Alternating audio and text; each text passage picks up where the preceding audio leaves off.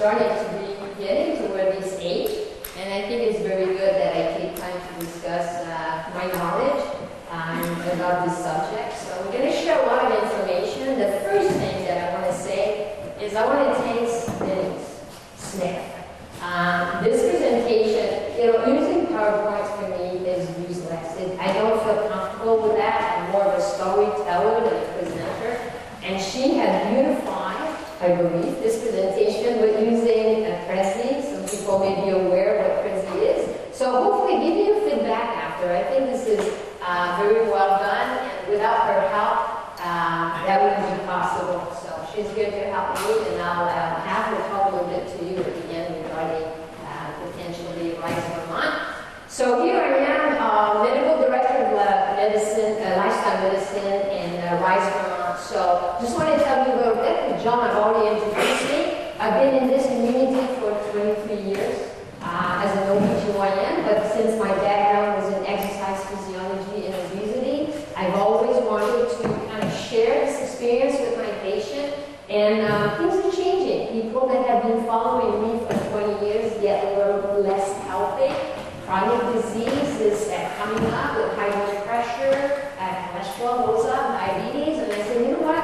I think I can help those people. I would send them to their primary care physician, sometimes coming back with medication, and I think if you believe a little bit and listen to what I'm saying today, you'll realize that our lifestyle is very important to make those changes in our life. So nothing wrong with what we're doing in medicine. I think we do something fantastic as far as treatment, but what we do for changes and our responsibility to help you maintain your lifestyle is very important.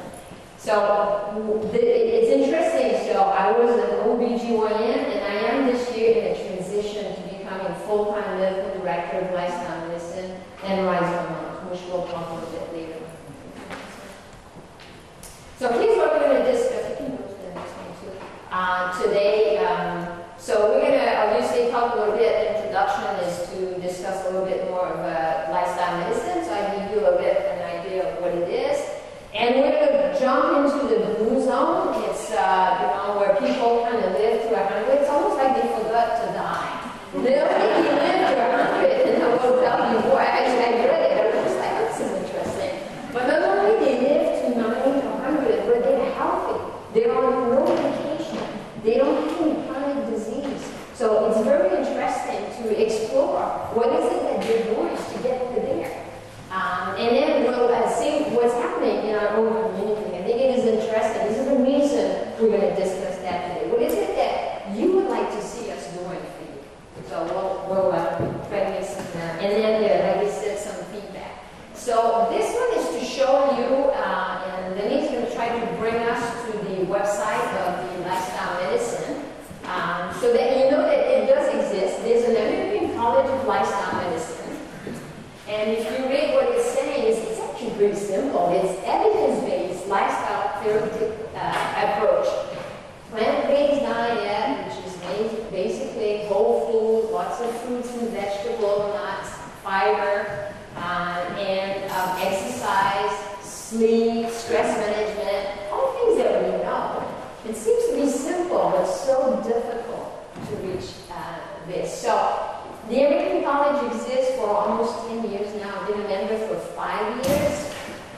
Lots of good information on that site. And as mentioned earlier, this year is the very first year that there will be a board examination, so allowing physicians to become board certified in lifestyle medicine.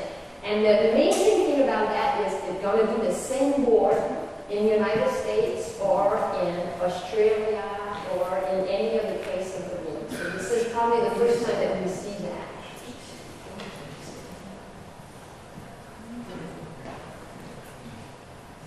Sometimes we need to jump a little bit back and forth. So here's what we're going to focus, and I think this is a good point to start our discussion. By 2020, which is not so far, there will be about 55 million of Americans, 1 in 6, that will be 65 and older. So our collective health, and I'm not too far from that myself too, present challenge for our society. So here's the question. How do we grow old gracefully and healthfully in the 21st century? healthy aging. And how do we continue to thrive as we age? Isn't it what we would like to have for answer better than anything else? So here's what we're going to try to go and discuss today together. I think it is important also to look at where is our life expectancy and where are we located as American, North America in this. So we kind of took your graph and tried to reduce it, but give you a little bit of an idea of where we're ranking. So yeah, I was expecting to have people think, oh. So you look at first on average Japan, you'll see that there's some area in Japan that have good life expectancy. 12, Canada. You know, if I look at the United States, I can go back to Canada. They really better job. I don't know what I did, but it's not perfect. And it is interesting. Why is it that the United States of America have all these instruments, this technology, and this knowledge, and here we are with life expectancy at 79 compared to Japan or Monaco at 89. Now this is 10 years. This is a big gap. So that is interesting to kind of, question. So here's what we're going to diving into the subject here. The blue zone. So blue zone, first of all, we'll see later, represent 5 regions. How many people know about those blue zones? So not that many. Okay. It was first published in the National Geographic, and the guy you see here, his name is Dan Butler. So he's the one that did that. And I'll give you a little bit of history about him, so that will help you potentially to know or understand better. There's not only something in the National Geographic. There's definitely a book, that I've used. It's an interesting book to read. And I've used it to kind of help me a little bit to come with some of the ideas. And again, the American College of Lifestyle, Blue Zone come and make presentation every year, so I'm pretty familiar with the work that they're doing. So Dan Butler, he's American. He has the same age as me. He was born in 1960. And he became with his brother an explorer. They travel long distance on their bike. They actually have Guinness report record going from Alaska to Argentina. He did lots of trips that way, and with his exploration start some companies that he was helping younger individuals to explore and be more knowledgeable about what's happening in the world. Eventually, realized that there was more older people that were interested about his work. And he had discovered that there's an area in the world that seems that people live longer. So he approached the National Geographic Society and also the National Aging Society and got a grant to do those research to find out where are these population. He had some very good people working with him. He had some, physician, archaeologist, historian, genetics. So it's really evidence-based. It's not just we go out there and we find 100. This was very well studied. Next one. So 5 blue zone regions that were discovered in the world. Possible that there might be more, but those are the one. And I want you, when I'm going to introduce a few of the things that they're doing, just pay attention to how simple it is.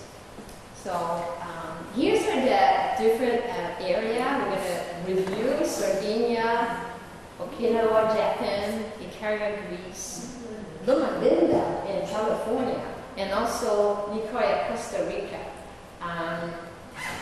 We're going to start with Sardinia, and actually it's interesting because I'm going to be there in 2 weeks, and we're on a bike trip, so I'm anxious to see if I'll come around. You have to picture and Facebook to all of you to see, but that would be interesting. So some of the aspects are very simple, and I'll go through them. Plant food-based diet, the majority of them just eat more of the plant food-based as opposed to a lot of processed food or meat that we're doing. If you look at them, the group and the society, the family is first. It's very important for them. And they respect so much the elder. So as opposed to us, if you have one of your grandkids that perform well, you put a poster somewhere of them winning a trophy, well, then it's the other winner. They look at who's the elderly guy or woman of the month, and they put a picture. So they have this huge respect about the elderly population. They walk every day, so that's their exercise. They don't go to the gym per se. They just walk from one place to another, so that gives them their exercise, every day. Then we go to Okinawa, Japan. Just as you start, you can tell, most likely they have a garden, and they do their own plant food-based, obviously, diet. One of the things that they have over there, they call it ikigai, which is this purpose that you have in life. And you have that in many of the other places. So in itself, you can think, they check their blood work? Do they have anything amazing? Potentially, but in itself, it's simple like that. So the ikigai is this purpose that they have, and the moi is this society, the importance of the family, of the society, and the group that they share, their life with. It's very important. Actually, there is often in the book, they're going to talk about women that are all sitting on the ground. They're all over 90, all sitting on the ground, and they've been in the same group. They're probably 7 or 8. Same group that talked together since they were teenagers, and they're having lives.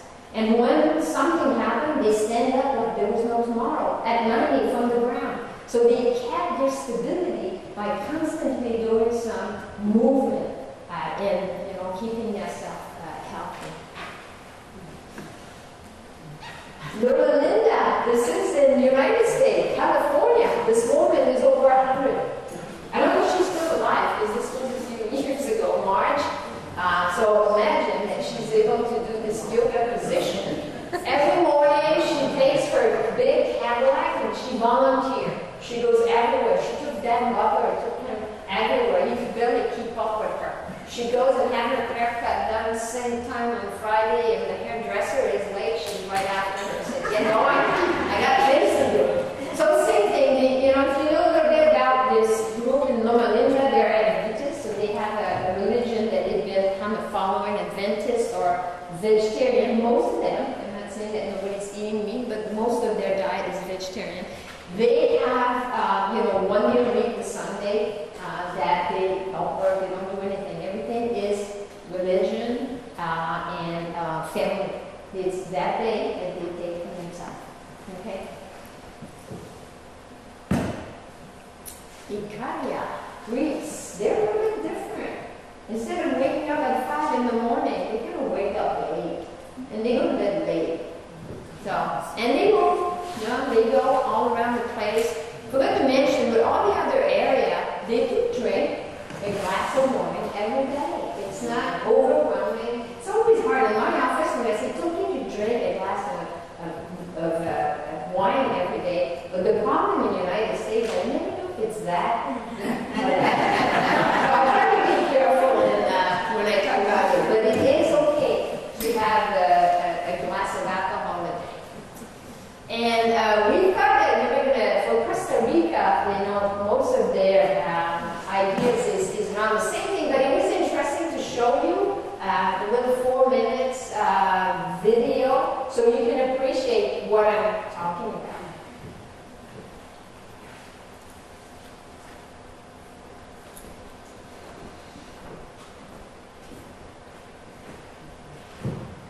Now talk about the real reason that Maria is here with us. It's a special series called Eating to 100 Today. She's revealing the secrets to a long and healthy life from those so-called blue zones, or 5 places that are home to the longest living populations. On Tuesday, Maria took us to Greece. This morning, we're heading to a special corner of Costa Rica. Yes, it was really fun. And so what I found in Costa Rica was a lot of fresh and healthy food and some colorful characters, including a frisky 100-year-old cowboy. This future is on a mission to capture a way of eating since disappearing. I've joined the National Geographic explorer and author of Costa Rica's beautiful sandy beaches and exotic wildlife. You know, point a little louder.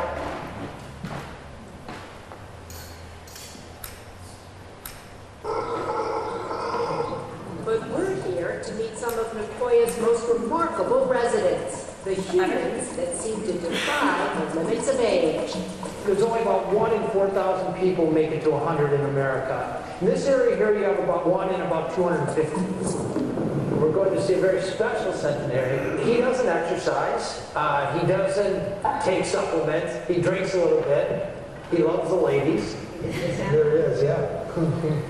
He's a cool dude. I'm here to learn all your secrets. Meet Jose Bonifacio, 100 years old, and still jumping on his horse every morning. He's one of the great cowboys, Guanacaste. They're famous for being tough. If you find a centenary in America, most of the time we never start to see him. He has a certain charm to him. One of the nobles. I asked him how many girlfriends he's had. He can't count them. Maybe that's the secret to being happy. But it turns out the real reason behind Jose's incredible staying power may not be so sexy. In America, this would be viewed as a rather unhealthy breakfast. Rice, beans, tortillas. It's way better for you than you think. This is a whole corn that's been ground up.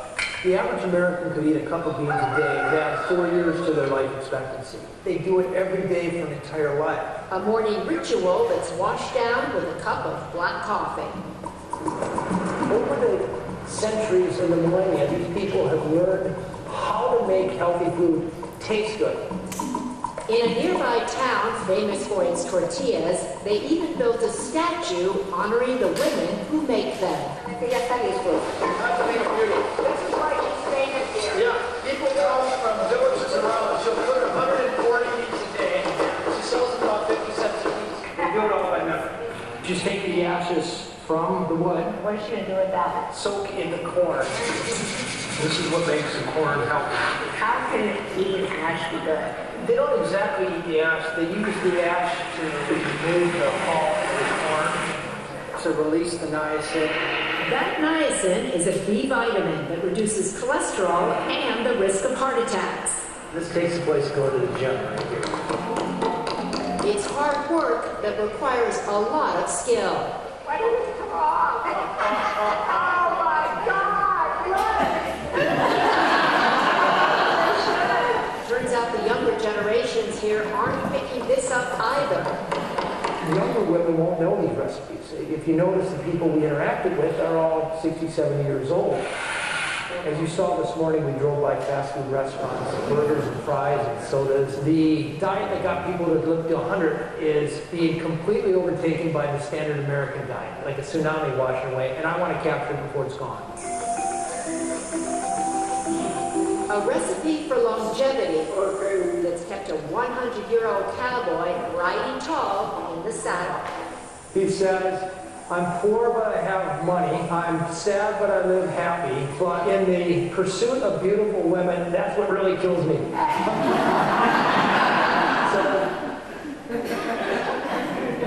So I've got in my book at a different one. I really like that one. The spirits of it is interesting, and obviously we're not expecting, or I'm not expecting that we're all going to become like him. And you know, it's a different setup, but I think that there's a lot of things that we can do in order to keep you healthy. And that's what I am attempting to do in my new office. My office is to try to make sure that the people come to see me.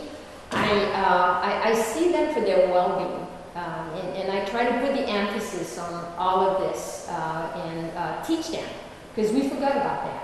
I've been involved for many years now. I started with a Go Red for Women, where I took a group of 12 women that were actually nurses, which I changed their lifestyle. And when they were with me, they were doing very well. And as soon as I stopped following them, they fall off the curve. And you realize that even if they're nurses, they don't know as much as we may think about dying. So I can just imagine that in the general, and that's not negative, it's just to say that in general population, that might be actually pretty difficult to know all these things. So this is what I'm hoping to do. So in all these 9 communities, there's really 9 conditions that they came up in the book to say, how do we stay healthy? And here, I just want to make sure that you have the message that there is no silver bullet for this. All of these things are important, and it's usually the foundation of all these things that makes that this, the support will happen. So as we discussed earlier, moderate regular physical activity, simply as 10 minutes walking a couple of times a day, and sometimes obviously they may walk a little bit more for what we do for work, but walking doesn't have to be going to the gym. To have a life purpose, it's very important. What do I wake up in the morning every day? Is it just to go to work, or if there's anything else that brings me to life? So it is important. Stress reduction, that's all we do all day long, go, go, go. We got to take time to be a little bit more calm and reduce our stress. Easy for me to say, 2 full-time jobs in a month. But I'm making an effort.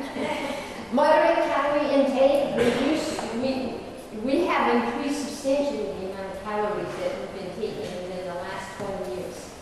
This just happened most likely for our food process and a lot of sugary beverage. So we have to be careful about what we're eating and drinking.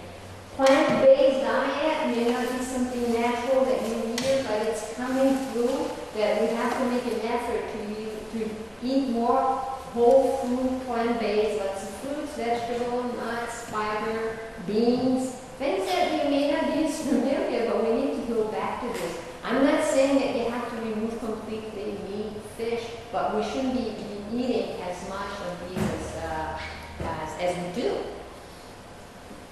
Moderate alcohol intake, remember, not this. And the other 3 is engagement. Engage in your social life. In the United States or North America, when you look at how much we're engaged, one person is related to 2 other individuals. Over there, they know the whole community. The kids know the grandparents of other friends. So the social engagement and the family life is huge, very important. And obviously for some religion, like Loma Linda, has had a huge impact. So simple, just retain that. These things, you can all do this. It's very simple. So I think now it is time to talk a little bit of what is it that we've created in this environment in Vermont, in Franklin, and that we think we could be working together to bring these change to you. How many people know about Rise Vermont? Not bad. Better than the Blue Zone. I like that. So we'll talk a little bit about Rise Vermont with you, and hopefully have some questions that we can discuss after. So Rise Vermont is a movement. In 2013, a group of individuals from this community, not only physician and nurse, there was business owner, bank, teacher, all get together and look at the health of our community and decide that something needs to be done. And Rise Vermont was born at that time. We had a grant at the beginning that helped us for a couple of years. We have individuals that were a health advocate that were now, we call them, is it the Wellness specialist now. yeah, no, the other one, I like it better. The health coach? No, the change makers. The change maker, I like that. Better than health coach. That were embedded locally into our community to try to make changes. This has had some substantial impact. So they're going into the school, businesses, and help people to change and have a healthier lifestyle. And hopefully we can also combine our effort to work with your population as well, which I'm into. So Rise Vermont is a community collaborative to embrace healthier lifestyle where we live, work, and play. And the second one, I've always liked it. It exists to ensure that the easy choice is the healthy choice, and the healthy choice is the easy choice. We shouldn't have to fight. It should be right there, the easy choice to be healthy. So again, Rise Vermont is a movement. We integrate all throughout the community. School, preschool, municipality, government, business, work site, and individual and the family. It's very important that we have an impact everywhere. And here it is about the continuum of health, from 0 to 100. So we have Jessica Weatherby right in the middle with her little baby. We have Jean at the bottom with her daughter. Jean is present to many of her activities. Event, we started maybe 2 years ago with an event that was in the park here on Wednesday morning, and now this event, I got the schedule last week. We have a schedule. It's every day there's a free event that allows you to go and participate. It could be Zumba, it could be a walk. They all adapt to any age that we can participate. Every day, Rise or Not is bringing you the chance to, move a little bit more. If you just go on their Facebook page, Rise or Not page, you can see all the schedule. We brought you some schedule here so that will help you to find out what's going on. On the left, what the name? Bill Considine. Bill Considine. He's 90? He's not 90. Oh, the one on the left or the Yeah, right? the left. Yeah, that's Bill with his grandson Liam. I don't know how old he is. I have 90 of you. I think he's 90. Yeah. And the other one is Kathy with her Kathy Bordeaux. With her father. She is a Zumba teacher, and her father? Her father comes to all Goes our classes. to Zumba. Anybody can do it. It's all your level. So this is some of the few little things, but we do a lot more than that. We start implementing those health coach in 2015, so you can just imagine that it's been about 2 years now. If you go to the next one. So we needed to make sure that Rise Vermont was organized for success, and we needed to be evidence-based, because otherwise, how do we succeed to say that we have community-based intervention that will have results? So, we start working with best practice in the United States, which CDC community guides, so we use evidence-based in the United States. And then there is also a, Sorry, hang on. next one. I just hit the wrong button. So EPO, I'm going to talk a little bit about that, tell you what it is. So the U.S. Chamber of Commerce, if you see on the left, had published a document, Navigating Obesity, but it's basically evaluating about 100 community-based interventions to try people to stay healthy. And of those 100, they picked up 8 that were, had the best result.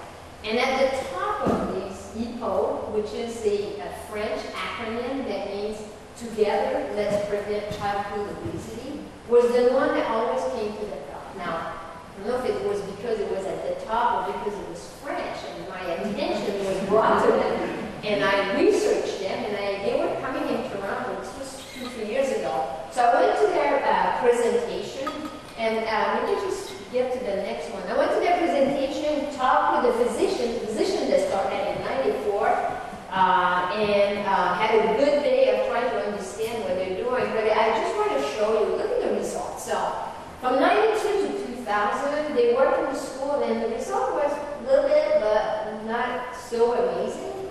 And then so look at that drop. From 17 to 8%, something happened there that grabbed my attention.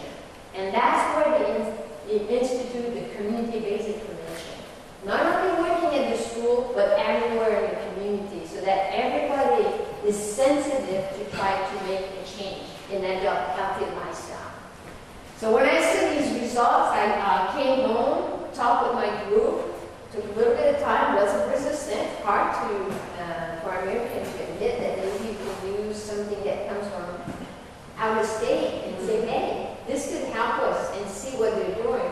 So they've been there over 20 years with some very good results that are sustainable and transferable, and they came up with 4 pillars that we will use. So they've been working with us. They came here, we went to Netherlands, visit different areas that had good results to understand how they succeed. And they use 4 pillars that are very important. Political commitment. the politicians are not involved in trying to make changes in policies to try to help us to change, it's not going to happen. Public-private partnership, we had a grant for Rise Vermont for 2 years, but now the hospital is putting all their money into this. They've invested over $2 million in order to help us to try to continue changing lifestyle. We are a highly regimented state. We're the only state that has a Green Mountain Care Board that regimented all the budget of the hospital. And they're not totally positive in trying to help us on primary care prevention. So anything you can say to politicians to say, you gotta help us out, because we have a tiny little portion of budget to try to help people to stay healthy. You know, it costs a lot for a hospital because, you know what? Because we're not healthy. If we were healthy, we would know so much of the hospital. So it's a little bit of all our responsibility to try to make those changes. They have also a strong support of social marketing, and it needs to be science, evidence-based. We say, you know, we got to do this. We need to continue measuring. And for us, this will be the very first time in September, in a couple of weeks, we're going to start measuring the height and the weight of the kids at school in order to give us the chance in the future to see if we're starting to have the result like they have in Europe. So we'll show you a little bit of their result because I think it is pretty amazing. So I'm going to have to step out a little bit. Sorry. Not this one, but the one before. Thank you. That's okay?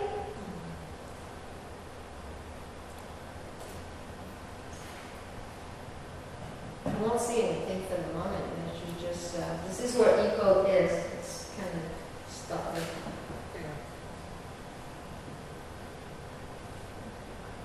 So, EPO is now in 29 countries. We are the very first community-based intervention in the United States is right here.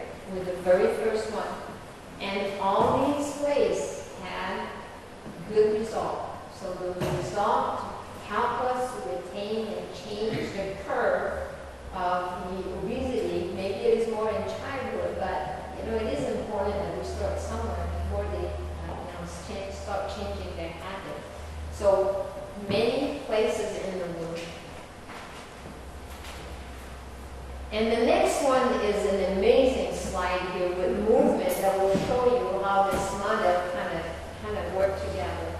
So starting with a EPO central coordination, which we will have here.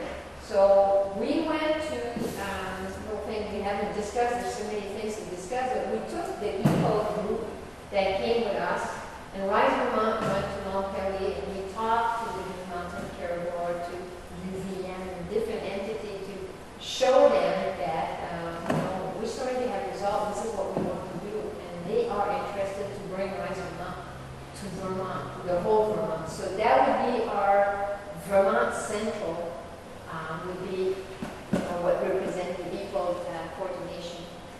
Then we create a scientific advisory board, which I lead. We have institutional support, private partnership. Hopefully we'll continue having people know about us and eventually go and get money from, the private partners that will help us to continue that. The mayor of all the communities involved. So in Europe, the city takes a part of their budget that they give to people that will work into their Rise Vermont. So they sign a contract of saying we're in for the next 5 years. So it's a long-term commitment. It's not just like here, it's a couple of years and then like our grant, a couple of years, and then if the hospital wasn't helping us, we wouldn't be able to continue the work that we've done. Then we have a local project manager. Marvelous local project manager is Denise, which we'll talk to you for a little bit. So she acts as a project manager of Rise Vermont in Franklin and Vermont. And then surrounding that, we have our local steering committee. So we have a group of individuals, and part of it we're discussing on a regular basis, obviously, to maintain what Rise Vermont is doing. And here's all the local stakeholders that you are part of. Local association, infancy health professionals, school, media, companies, everybody needs to know about what we're trying to accomplish. And this is all working all together with the micro-changing environment and the family. So in order to make those changes, we need to invade the whole population. That's very important.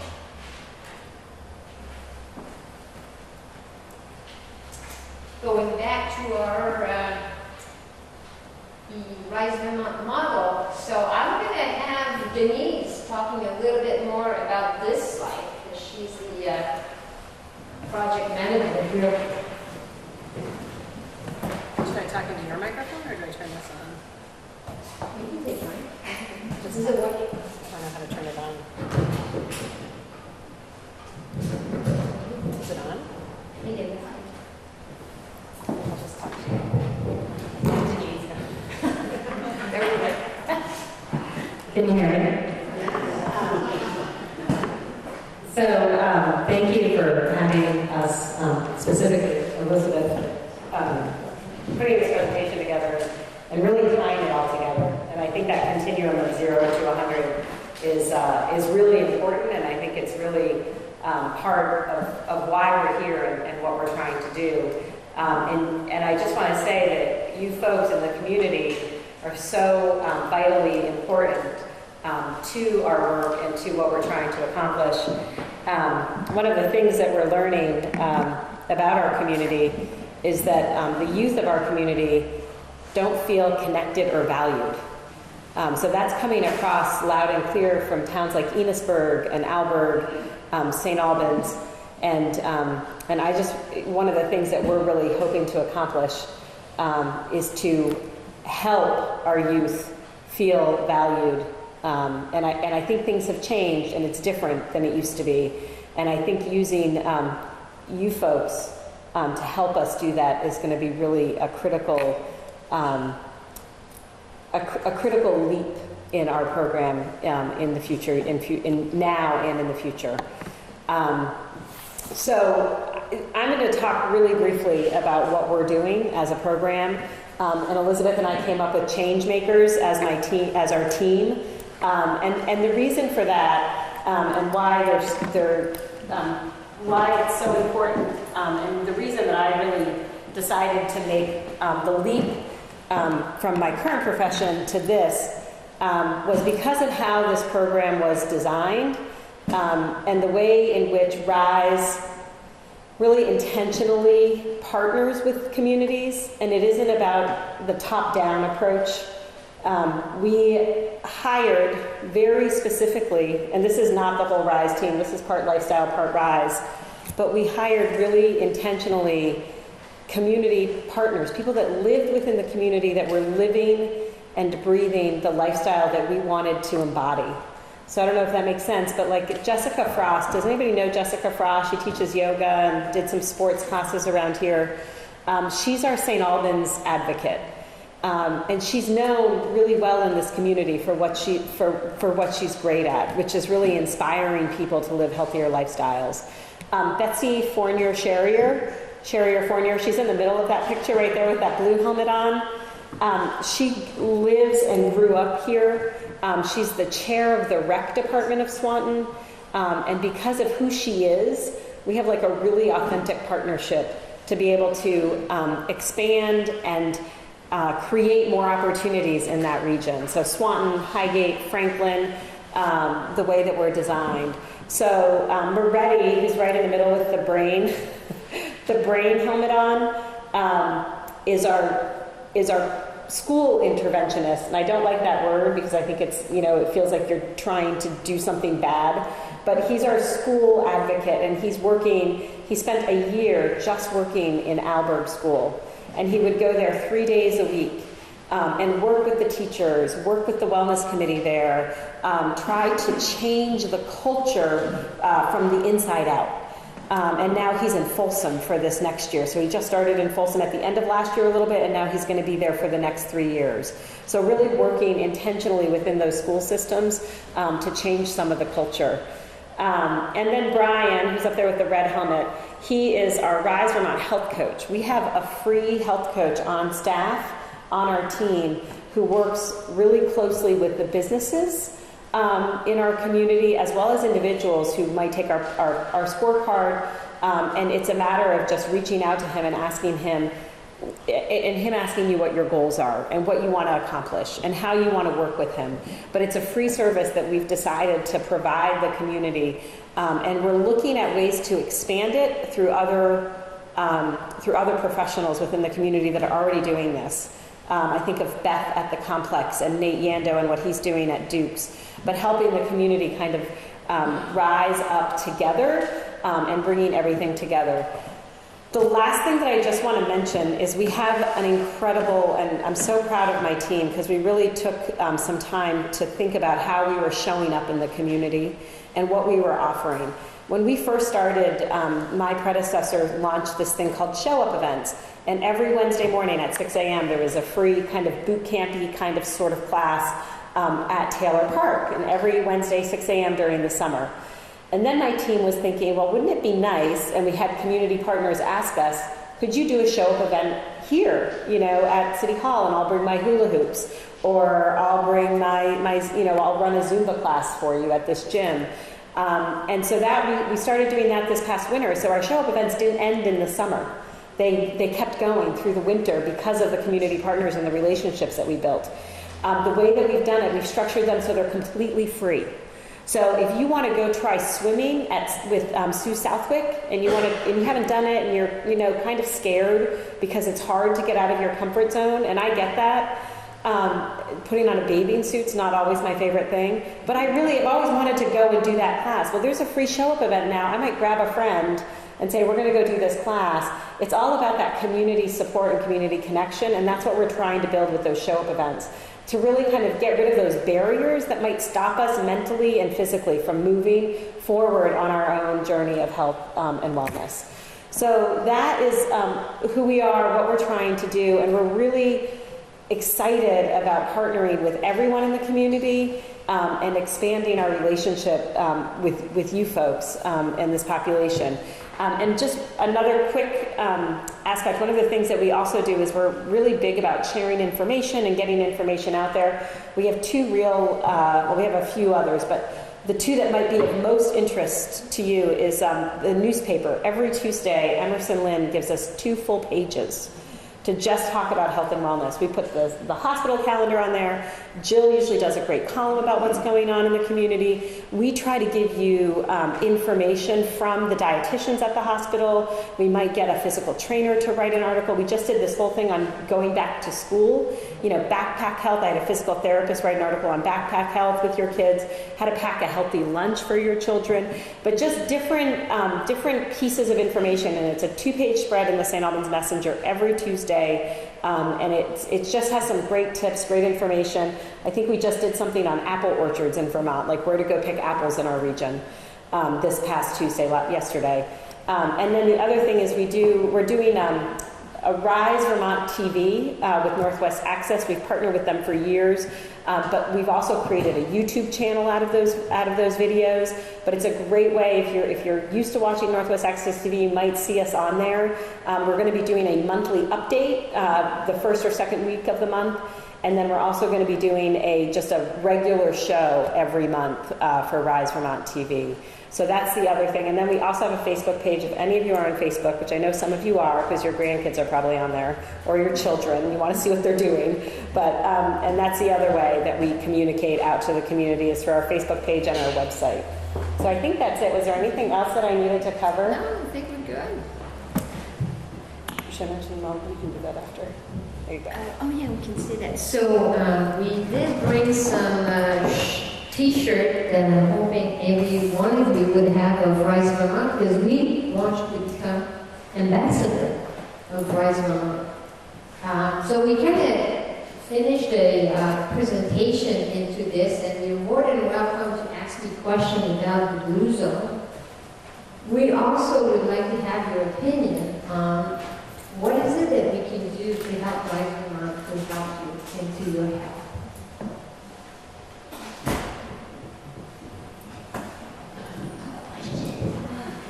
Yes. I have a question about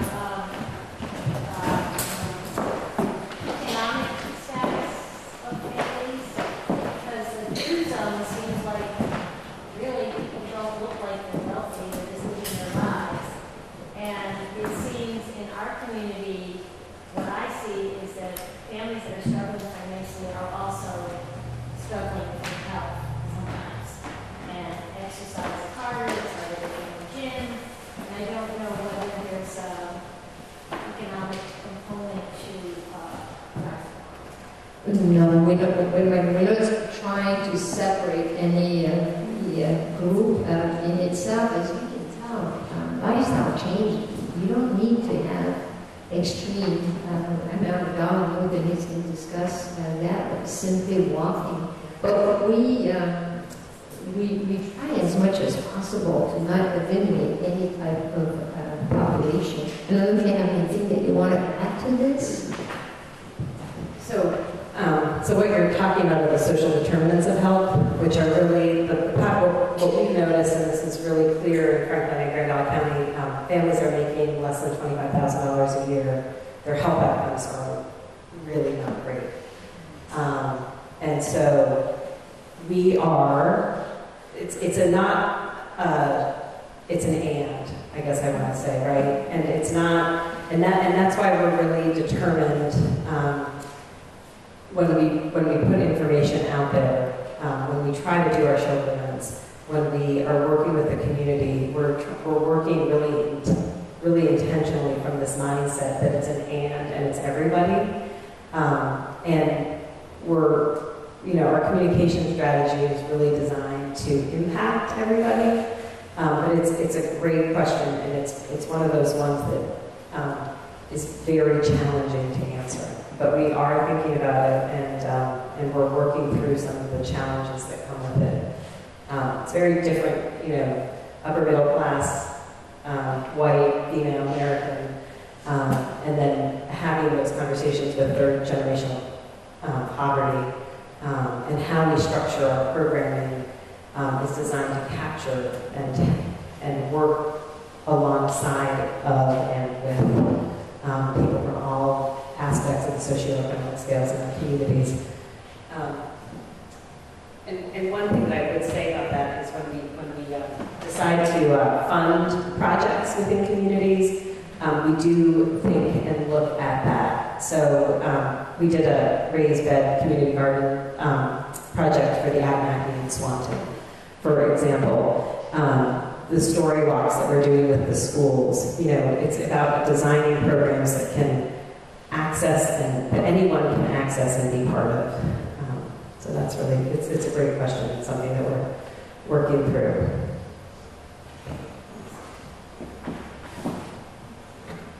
Any other questions for Dr. Fontaine or Denise? Yes, just when I put it in the microphone so that everybody can hear your question.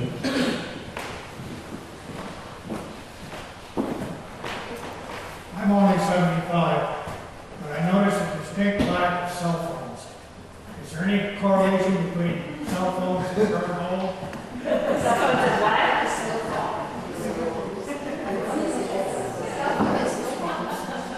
We didn't understand. We didn't hear the question. Cell phones and A distinct lack of cell phones. Is there any correlation between the cell phones and growing old? I'm not sure if they use anything. I don't think that they have any cell phone over there. It is a simplicity, like we mentioned earlier, and I know that there's it's more to give you the chance to see how they succeed to reach that age, but they obviously don't have a car, don't have cell phone, and they share oftentimes if somebody in the community needs money to build something, they all go together, put their money together to try to help. So it's a different society, but it is interesting to see how they succeed to be where they are. They're happy. And they seem to be always in their iPads and their tablets. They're a different generation than we are, that's for sure. We have a question. Any other questions? Yep. Are people familiar with the Farm to Table project at Fairfax High School that started last year? They have a class plus a huge garden that the kids started last year, and they worked all summer there, harvesting the vegetables and everything. And the Abby that takes care of the school food this year is now picking from that to cook and serve the food from. that's awesome. It has turned out to be, from what I understand, a huge project that the kids have gotten very enthused about. it's a good example. There is the farm to school in St. Albans with our nurse, Heather Smith, who's been working with the kids for many years. And it's a perfect, fantastic example of how you can get the kids involved in something that is huge, important, simple, and it evolves. When you involve the whole family, community, and the kids. So thank you for sharing. So Sherry, that's a great point. One of the things that is embedded in our program are these mini grants, and we're really looking for projects like that to be able to partner with the community and fund. And all of the monies for this RISE Mini Grant project is coming through NMC. We just released 30 plus grants into the community. One was for Fairfax for a story walk. If you have a contact there and they're interested, they could reach out directly to me. We're going to be re-releasing more probably after Christmas. So there will be money next summer or spring for more projects like that. So we love community and school-based gardens. It's exactly the kind of thing that we want to support. The other thing I saw on the news last night, I don't know if you saw it, UVM's opened up some sort of a new, I'm going to call it a cafeteria. I don't think they call them cafeterias anymore, but it's where the kids go to get their food. Food service. And it's all farm-to-table food also, but they are also, the chefs are also taking their time to teach these kids how to cook this food, because once they're out of the dorm in an apartment, they eat ramen noodles and pizza. And so they're trying to teach these kids how to be able to cook. That's awesome. In a year or two. So we're trying to develop a wellness center where we would have an area in the kitchen where we can teach kids, adults, how to cook. This is important, so this is something in the future that we're hoping to be able to design. So that's part of it. Oh, one more question over there. I'm on the board of directors of NOT, and we also are very health conscious, and we have introduced 2 exercise classes, one in Richford at 7:30. I go to the one in Enosburg at 9 o'clock. It's a non-stop 1 hour of exercise from 9 to 10, Mondays, Wednesdays, and Fridays. I'm 76. I also do Zumba, and I just joined a group called Drums Alive, where we beat on all of them with Maureen Sodaro. We did a show-up with her in Franklin, right? We did a show-up event with her. Yes. So we brought, it was, just that is a great program. So awesome. Come to either Richford or Enosburg. It's free, 3 times a week, and it helps you lose a little bit. Great, and for the 2 messages we had, I wanted to amplify, well, say something. Rise Vermont is not trying to take place of any other program. Rise Vermont is there to try to help you to amplify what's going on in the community. So I'm happy to hear that they're not just doing it. It's amazing. We're there just to support and make anything possible happen.